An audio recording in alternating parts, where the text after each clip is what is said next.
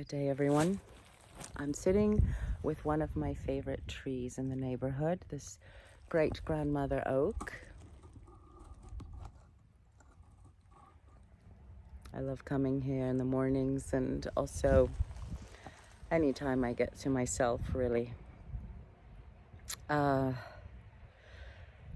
as I sit here, I felt inspired to share some thoughts around these holy days of gathering and celebration, and how for many of us these days are also days of grief and integration.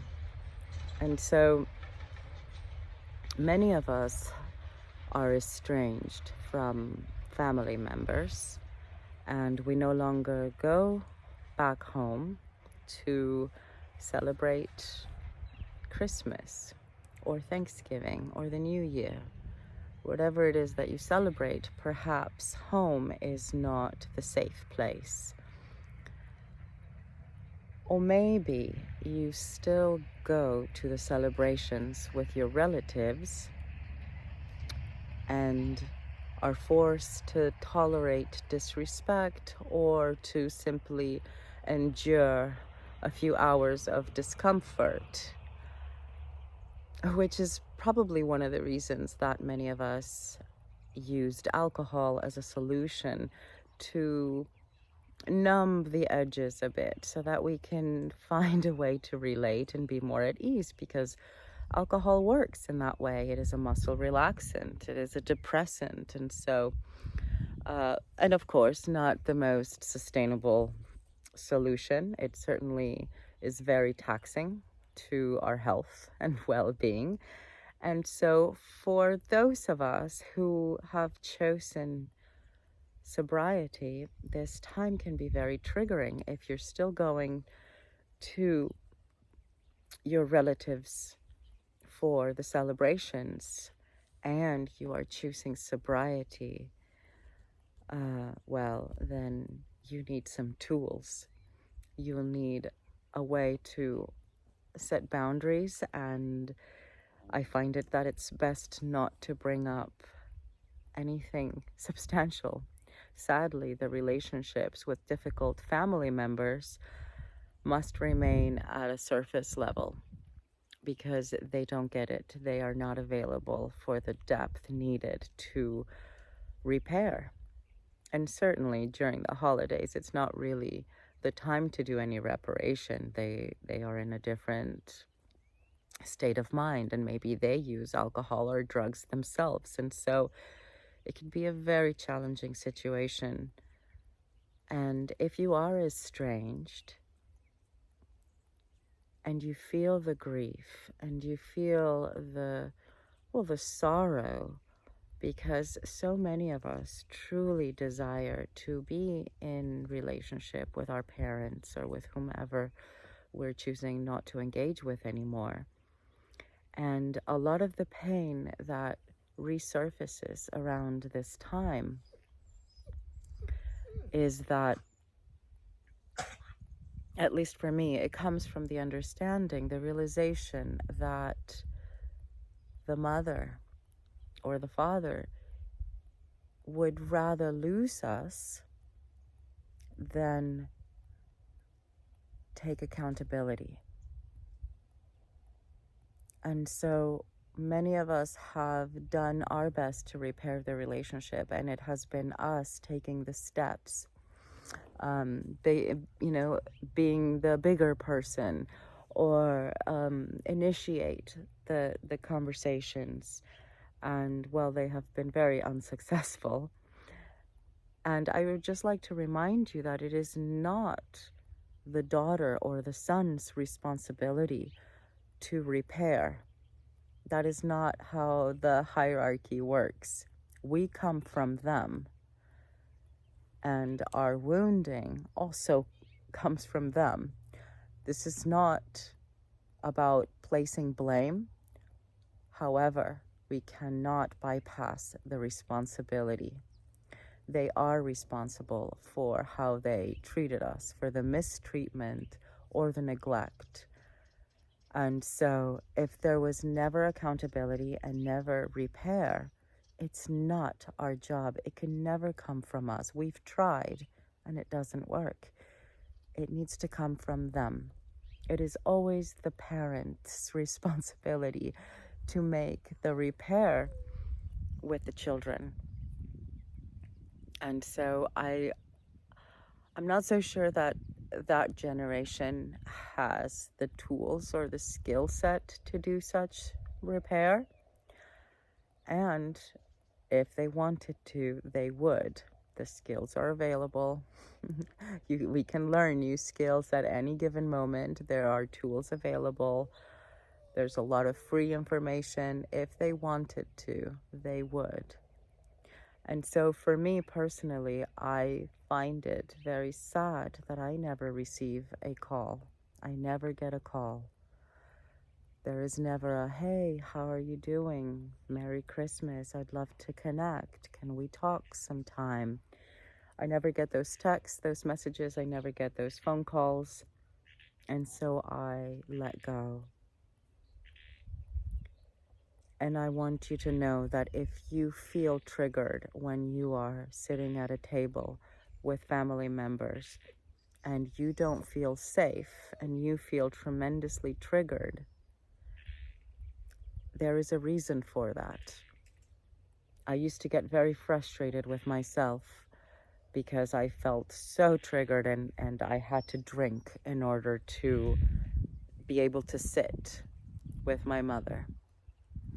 And now I understand that my body, in its intelligence, knows how to keep me safe and knows that this person is not safe. My body has memory. So my body obviously will go into a flight response.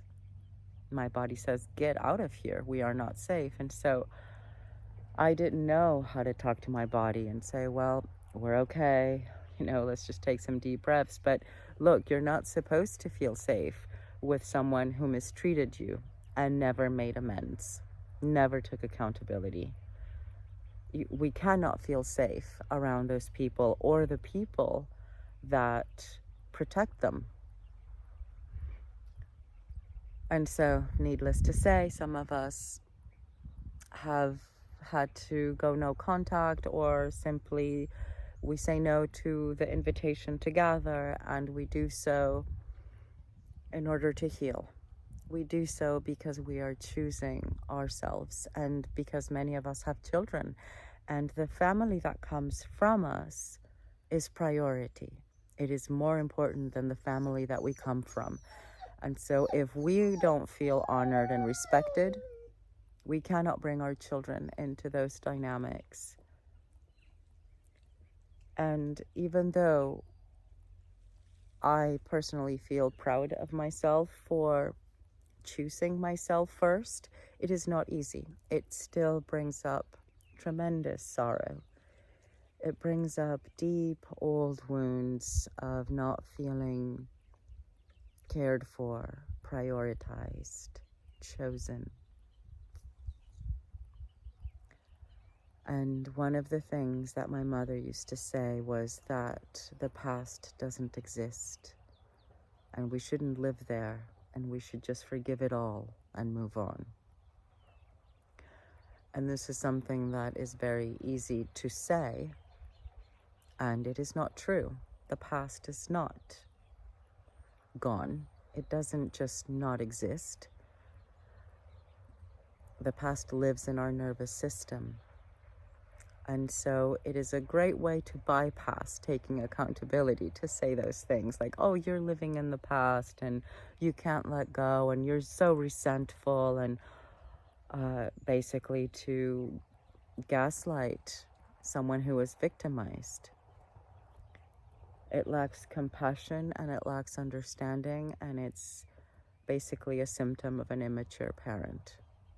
And so if you've ever heard things like that, I hope you do not internalize that narrative. Many of us have had to contend with our past in the present. We are healing from present health conditions due to the past, due to how our nervous system was impacted in childhood. And many of us have recreated the past in our present relationships. And so while it is our responsibility to heal, to do our own healing work and set the necessary boundaries, our relatives are responsible, and it is up to them to make repairs. And so if you're choosing this holy days season to celebrate with other people or on your own, if you want to have a quiet, restful time, may you do so in your wisdom, in your sovereignty. May you choose to do the things that nourish you. You are your own best healer. And so I pray that you honor your grief, that you give it space for its expression, that you honor how deeply you love and how deeply you feel, and that you allow people to be disappointed, that you allow people to misunderstand you, because the most important thing is how you feel about yourself.